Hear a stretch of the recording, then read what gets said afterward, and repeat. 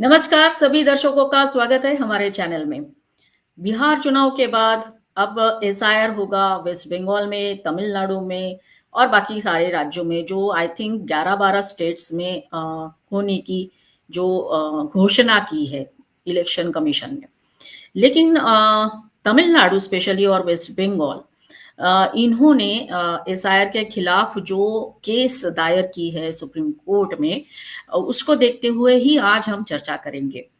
यहाँ पर supreme court में जो उनकी तरफ से केस लड़ रहे हैं वो जाने माने सबको मालूम है कपिल सिब्बल जी, और उनके जो आर्ग्यूमेंट्स चल रहे हैं वो देखते हुए ऐसा लगता है कि कैसे एसआईआर को प्रोटेस्ट करते हुए ये दो प्रमुख राज्य सामने आ रहे हैं। तो इसके बारे में हम चर्चा करेंगे और हमने आमंत्रित किया है हमारे विशेष अतिथि राजकीय क्षेत्र में जिनका बहुत निरीक्षण होता है, जिनको हम पॉलिटिकल एनालिस्ट कहते हैं, देवेंद्र कुमार सर, जिनका अपना खुद का चैनल है और वो भारत की बात अपने चैनल के माध्यम से करते हैं। सर आपका स्वागत है। जी आपका भी बहुत बहुत स्वागत है वर्षा जी, और धन्यवाद। वंदे मातरम। यस, वंदे मातरम। सर आपने भी वो पढ़ा हुआ जिस तरह की आर्गुमेंट्स चल रही है, तमिलनाडु और वेस्ट बंगाल ये दोनों राज्यों ने एसआईआर के खिलाफ जो केस दायर की है वो। देखिए अभी प्रश्न यहाँ पर जो उठते हैं वो ये है कि ये पार्टियां एसआईआर के विरुद्ध जा क्यों रही, इनको डर क्या है, इनके डर का कारण क्या है। यस। तो बड़ी बात यह है कि कहीं ना कहीं इनको ये लग रहा है कि एसआईआर के माध्यम से कुछ उनके जो वोटर हैं, जो कहीं ना कहीं उन्होंने कुछ किया हुआ है, राइट, वो निकल जाएगा। खास करके बंगाल की बात बताएं तो बंगाल तो पूरा भारत जानता है कि बंगाल में किस प्रकार से बांग्लादेशी मुस्लिम घुसपैठिए आते हैं। वहां पर वो अपना वोटर आईडी बनवाते हैं, आधार कार्ड बनवाते हैं, राशन कार्ड बनवा लेते हैं। ऐसा पूरा एक बड़ा सा स्कैम भी सीबीआई ने पकड़ा भी था, एनआईए भी इसकी जांच में जुटी। Yes sir. तो ये कुछ नई बात नहीं। घुसपैठिए जो हैं वो स्वाभाविक रूप से वो जो सत्ता में वहां पर रहता है उसके समर्थन में वोट करते हैं, क्योंकि जिन्होंने इनको ये इलीगल पहचान पत्र जिन्होंने दिलवाए तो स्वाभाविक रूप से वो उन्हीं के समर्थन में वोट करेंगे। Right sir.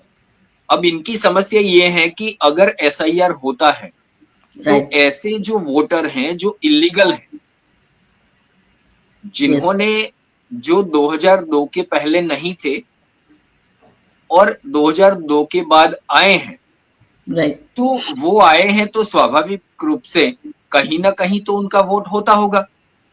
यस सर, बिल्कुल।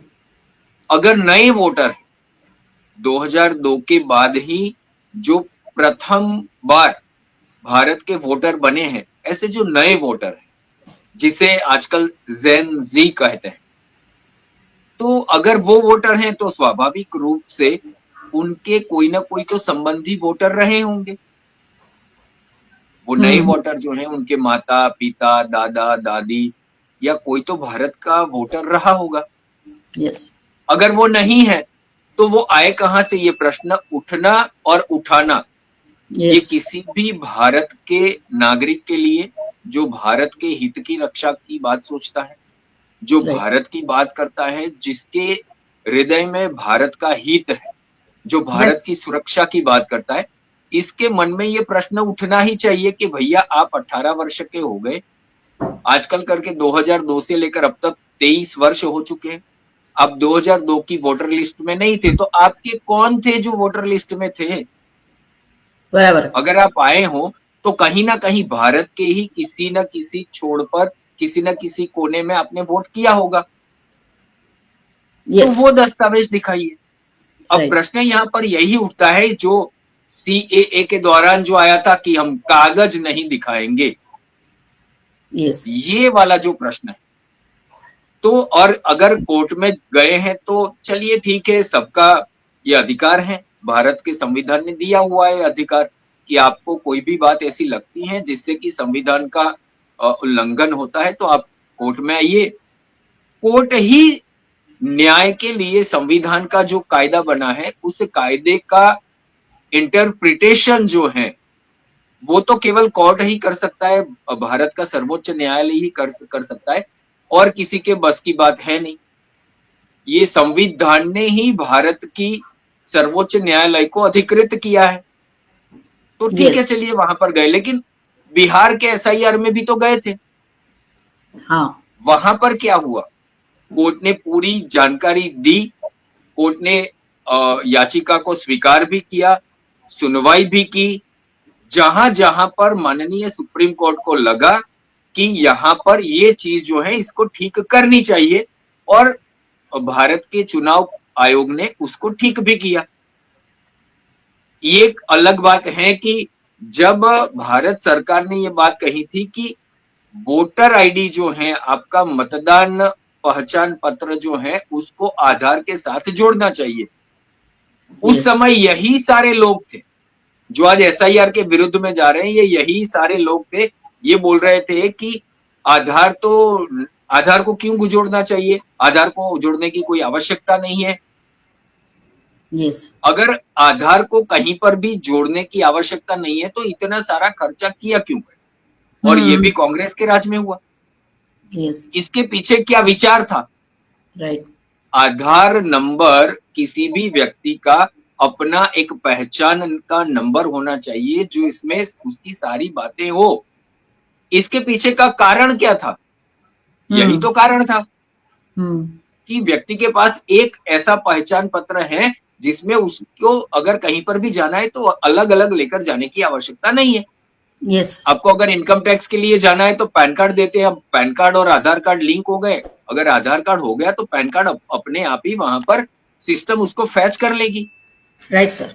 तो इलेक्शन कार्ड के साथ अगर आधार जुड़ जाएगा तो स्वाभाविक रूप से इलेक्शन कार्ड नहीं है, अगर आधार मैंने दिखाया तो वो अपने आप ही मेरा इलेक्शन कार्ड में मेरा मतदाता नंबर क्या है वो निकाल लेगा। परंतु सुप्रीम कोर्ट ने इसको मान्य भी किया कि इसको पहचान के तौर पर मान्य कीजिए, कि उसकी फोटो आईडी है, पहचान पत्र के तौर पर मान्य कीजिए। चुनाव आयोग ने मान्य भी कर लिया। अब समस्या कहां पर है? तो समस्या यही है कि कुछ भी करके इलेक्शन की प्रक्रिया को कहीं ना कहीं टालना है, देरी करनी है, और सामान्य नागरिक में चुनाव आयोग के प्रति भ्रम की स्थिति पैदा करनी है। केवल इतनी ही मंशा है, बाकी कोई समस्या नहीं है, क्योंकि बिहार एसआईआर में माननीय सर्वोच्च न्यायालय ने यह कहा था कि अगर कहीं पर भी हमें कुछ भी गलत लगा तो हम सारी की सारी प्रक्रिया को निरस्त कर देंगे, लेकिन ऐसा माननीय सर्वोच्च न्यायालय ने किया नहीं। तो हम ऐसा मान सकते हैं कि सर्वोच्च न्यायालय ने जिस प्रक्रिया का निर्देश दिया था उसी प्रक्रिया को चुनाव आयोग ने माना, उस प्रक्रिया के तहत बिहार का एसआईआर हुआ और अब बाकी के राज्यों में होगा और संपूर्ण भारत में होने वाला है। तो कुछ ना कहीं ये वही करने की कोशिश है कि कैसे इसको टाल दिया जाए, कैसे चुनाव आयोग पर प्रश्न चिन्ह खड़ा करना, यही इनकी मंशा है और कुछ नहीं। Yes sir. सर, जो इसका अभी हियरिंग हो रहा है सुप्रीम कोर्ट में, उसको लेके सर बात करती हूँ मैं कि supreme court says that SIR in all is not the countries first electoral roll revamp. Okay, ये उन्होंने कहा, और उसके विरुद्ध में जो भी बात हो रही है वो कह रहे हैं, मतलब जो विरोध कर रहे हैं उनकी तरफ से जो केस लड़ रहे हैं वो ये कहते हैं कि इतने कम समय में ये पॉसिबल नहीं हो सकता, और ये एक तरह से उन्होंने बोला कि this is one is the fascist, मतलब इसको फार्सिस्ट कर रहे हैं बोलो। देखिए, ये स्वाभाविक रूप से ये पहली बार तो हुआ नहीं, ये माननीय सर्वोच्च न्यायालय ने कहा है, 2002 में भी हो चुका है। शायद 2002 में, मेरी इतनी अभी वर्तमान में जानकारी नहीं है, परंतु 2002 में हुआ, इससे पहले भी हुआ। और अगर कोई नए मतदाता जुड़े हैं, कहीं ना कहीं ऐसा होता है। मैं मेरे एक मित्र की ही बात बताऊं, वो जीवित है, कल ही जब बीएलओ हमारे यहाँ पर आए, एसआईआर का जो एनिमरेशन फॉर्म दिया था वो लेने के लिए जब वो आए थे, और परसों भी आए थे, कल भी आए, तो वो भाई साहब आए कि भाई मैंने 2002 में भी वोट किया है, मैंने 2022 में भी किया है गुजरात विधानसभा में, लेकिन 24 में मेरा नाम काट दिया गया। ठीक है, अब 24 में नाम काट दिया गया तो वो बीएलओ ने उसको डायरेक्ट किया कि आप ये वाला फॉर्म है, आप भर के दीजिए, ठीक हो जाएगा। बराबर। तो ऐसे कई लोग हैं जो मतदाता हैं, लेकिन किसी कारणवश उनका नाम वोटर लिस्ट से हट गया, तो वो वापस से आना चाहिए। मैं मेरे स्वयं की बात करूं, मैंने 2022 में वोट किया था, 2024 में जब मैंने मतदाता सूची चेक की तो मेरा ही नाम नहीं था। यस। ठीक है, और अच्छी बात ये थी कि जो हमारे यहाँ पे बीएलओ जो हैं, उनके पास भी ये जब ये पूरी यादी आई, लिस्ट आई, तो उन्होंने मुझे कॉल करके बताया कि देवेंद्र भाई आपका नाम नहीं है, आप कृपया ये दिन है वहां पर आप जाइए, ये डॉक्यूमेंट लेकर जाना है। तो मैं मेरी पत्नी का वोटर आईडी लेकर गया। मैंने कहा कि देखिए ये मेरी पत्नी है, 2002 में हमने वोट किया है, 22 में भी किया है, 17 में भी किया है, सब किए, और इस बार मेरा वोटर आईडी से नाम कैसे निकल गया? तो 2024 में फिर मेरा नाम जुड़ गया वापस। यस। ऐसी कई बार अभी समस्या ये होती है कि ये मानवीय भूल होती है कहीं ना कहीं। अब समस्या ये थी कि मेरी माताजी का देहांत हो गया था 2024 से पहले, इलेक्शन से पहले, लेकिन माताजी का नाम था, हमने सूचित किया था, लेकिन वो आया था। तो फिर मैं दोबारा से गया, मैंने कहा कि देखिए भाई साहब, इसमें मेरी माताजी और मेरा एक छोटा भाई था, उनका देहांत हो गया है, ये नाम यहां से हटा दीजिए। तो अगर ये होता है तो इसको अपडेट तो करना ही होगा ना। आपके मैनिफेस्टो अपडेट होते हैं, हर चुनाव में आप नए वादे लेकर आते हैं, क्यों पहले जिस वक्त आपकी पार्टी बनी उस समय जो मैनिफेस्टो दिया था वही वादे करते रहिए ना। वो तो करना नहीं है। अपना मैनिफेस्टो, अपना एजेंडा अपडेट होना चाहिए, लेकिन मतदाता सूची अपडेट नहीं होनी चाहिए। ये किस इलेक्शन की, किस डेमोक्रेसी की बात करते हैं ये लोग? ये जो एसआईआर के विरुद्ध जा रहे हैं, ये खुद, मैं बहुत ही जिम्मेदारी के साथ ये कहता हूं कि ये लोग डेमोक्रेसी के हार्डकोर विरोधी हैं। यही विरोध है कि आप चाहते हैं कि डेमोक्रेसी में मतदाता की सूची अपडेट ही ना हो। क्यों नहीं करवाना चाहते आप? यस। अगर देखिए इसमें यह भी हो सकता है क्योंकि किसी का देहांत होता है, जब उनकी अंतिम क्रिया के लिए जाते हैं तो वहां पर आधार कार्ड देना आवश्यक होता है। अगर इलेक्शन कार्ड आधार कार्ड से जुड़ जाएगा और एक प्रक्रिया अपडेट की ऑटोमेशन पे रहेगी, तो अपने आप ही जिनका देहांत हो गया है वहां से वो डेटा फैच करके वहां से वो नाम डिलीट हो सकते हैं।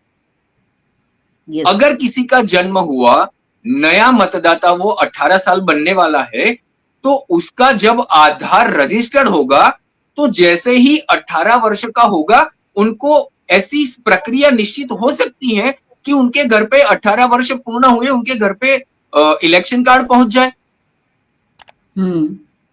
अगर कोई व्यक्ति आधार कार्ड में अपना पता बदलवाता है कि ये मेरा पता नहीं है, और वो उनका बूथ अगर चेंज हो जाता है, उनका वार्ड चेंज हो गया, उनकी विधानसभा चेंज हो गई, उनकी लोकसभा सीट चेंज हो गई, तो वो अपने आप ही, वो मतदाता एक ही बार वोट कर पाए।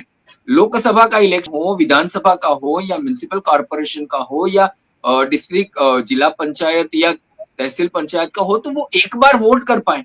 अगर वहां से उनका पता बदल गया, कहीं और हो गया, तो वो वोट वहां पर ही जाना चाहिए।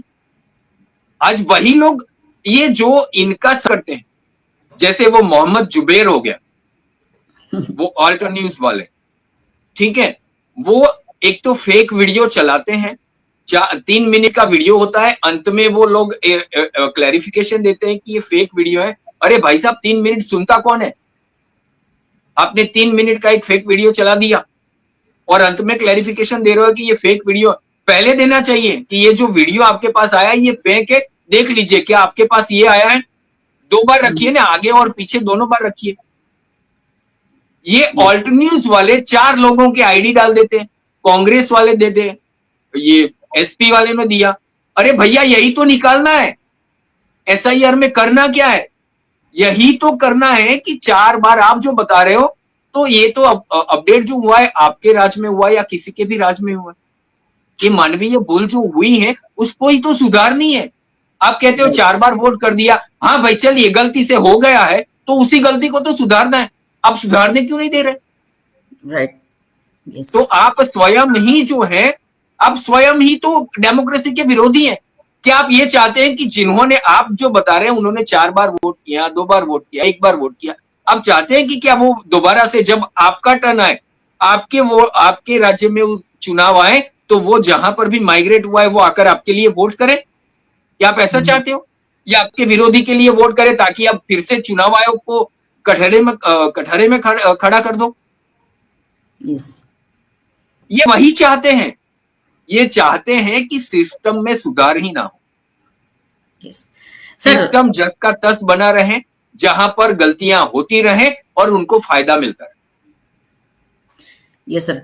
माननीय सुप्रीम कोर्ट ने सर और भी कुछ कहा है इस केस के बारे में, जो वो कहते हैं कि we also know the ground reality, a constitutional functionary is undertaking in an exercise. There can be some procedural deficiency. Those can be pointed out and rectified. You are saying as if the democratic process is being threatened. There is already an electoral roll. This is just a process to revise it. ऐसा ये माननीय supreme court ने कहा है। और कितना sir clear cut कहा है, हाँ, एकदम स्पष्ट रूप से माननीय सर्वोच्च न्यायालय ने ये कहा है कि it has to be revised, electoral है ही। अब देखिए, अब जाइए ना, आपके बीएलओ, प्रत्येक पार्टी का बीएलओ लेवल 2 होता है, राइट। जो सरकारी बीएलओ होता है, पार्टी अपना भी एक बोर्ड स्तर का कार्यकर्ता रखती है वहां पर, प्रत्येक बूथ में रहते हैं वो। तो जाए ना, वो मतदाता यादी लेकर जाए, क्यों वो भेज नहीं रहे? उनको यही तो करना है, प्रत्येक दिन में 5 लोग भेजिए, 5 मतदाता, एक बूथ में करीब करीब 800 लेकर 800, 1100, 1200 मतदाता होते हैं। आप 5 कार्यकर्ता लगाइए, 10 कार्यकर्ता लगाइए, एक दिन में 5 लोगों को मिलेंगे तो भी 5 दिन में खत्म हो जाएगा पूरा। आप वेरीफाई कर लीजिए ना। राइट। यस। जो बीएलओ आने वाले हैं उनको अपडेट कीजिए कि देखिए हमने ये किया है, उसके बाद अगर कुछ होता है देन आप आइए कि ये गलती हुई। चुनाव आयोग एसआईआर करने के बाद भी तो मतदाता यादी जारी करेगा। Yes sir. यस। राइट। अभी भी जारी कर दी है, आप लीजिए ना, आप लीजिए, अपने कार्यकर्ता को दीजिए कि जाइए अपने बूथ में। भारतीय जनता पार्टी के कार्यकर्ता ये कर रहे हैं, वो प्रत्येक बूथ में जाकर, मैंने देखा है, वो बूथों में जा रहे हैं, वहां पर लोगों को बिठा के एसआईआर फॉर्म भरना कैसे ये सिखा रहे हैं।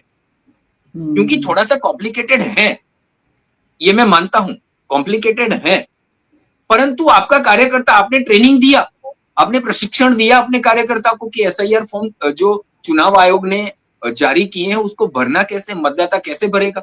क्योंकि मतदाता के लिए और भी बहुत सारी चीजें जो हैं वो प्रायोरिटी में होती हैं।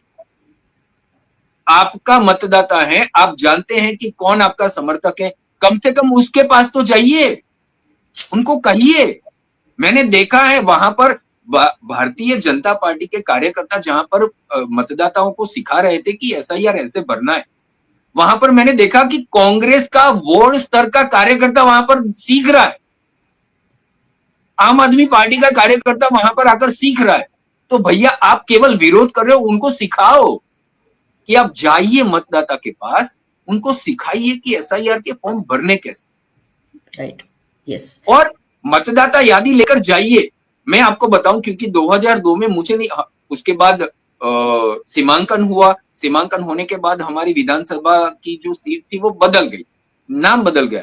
मुझे नहीं पता था कि उस समय मैं सच में बता रहा हूं, मुझे याद ही नहीं था कि 2002 में हमारी सीट कौन सी थी। मैंने बीएलओ को पूछा कि भाई साहब कौन सी थी, मुझे नहीं पता। उस समय मेरा मतदाता, क्योंकि बहुत सारी चीजें होती है, इतनी सारी करीब करीब 40 या 42 वोटर लिस्ट थी, उसमें से मेरा नाम किस बूथ में था वही नहीं पता था मुझे। तो मैंने, ठीक है चलिए, मैंने उसमें से ढूंढा, किसी को पूछा। अगर बीएलओ, मैंने पार्टी के किसी कार्यकर्ता को ही फोन किया, किसी पार्टी के, उनको पूछा कि भाई साहब ये तो मेरे ही वार्ड में मेरा ही नाम नहीं है। उन्होंने मुझे फिर अलग से एक पीडीएफ भेजा। उन्होंने बोला कि ये बूथ नंबर है देवेंद्र भाई आपका, और इस बूथ में आपका नाम है। फिर मैंने देखकर भरा, बीएलओ को पूछा, उन्होंने बोला कि ठीक है, अगर आपको नहीं पता है आप छोड़ दीजिए, ये हम देख लेंगे। अब इतना बीएलओ आपके साथ व्यवहार करता है, इतना सपोर्टिव है बीएलओ, आपके कार्यकर्ता को काम नहीं करना है, आपको नहीं करना है, आपने देश का भी कार्य नहीं किया, तब जाके तो आपको ये पूरे मतदाताओं ने नकार दिया। बिहार में देखिए, कांग्रेस को 6 पर लाकर खड़ा कर दिया और आरजेडी को 25 पर लाकर खड़ा कर दिया। आप कार्य कीजिए ना, मतदाताओं के लिए काम कीजिए। आप मतदाताओं के पास आपको जाना नहीं है, आपके कार्यकर्ता को जाना नहीं है, आपके नेता को जाना नहीं है, आप केवल इलेक्शन टू इलेक्शन जाते हो। और इलेक्शन को, अगर इलेक्शन प्रक्रिया को साफ बनाना है, पवित्र बनाना है, स्वच्छ करना है, तो आप उसमें रोड़े अड़ाने का काम करते हो।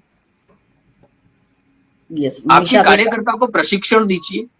मेरा ये निवेदन है, भारत की प्रत्येक पार्टियों के अध्यक्ष जो है और उनके कार्यकर्ता जो हैं, उनसे ये निवेदन है नेताओं कि आपके कार्यकर्ताओं को बिठाइए, उनको प्रशिक्षण दीजिए, एसआईआर का फॉर्म कैसे भरना है, उनको बताइए कि आप जाओ, अपने वार्ड में जाओ, अपने बूथ में जाओ, मतदाताओं के पास बैठो, उनको समझाओ। ये मतदाता सूची जितनी जल्दी स्वच्छ होगी उतना अच्छा है, उनका सभी पार्टियों के लिए अच्छा है, और भारत की डेमोक्रेसी इससे मजबूत होगी। ये मेरा स्पष्ट मानना है। Yes sir. रोड़े अड़ाने से आप डेमोक्रेसी को हानि पहुंचाते हैं।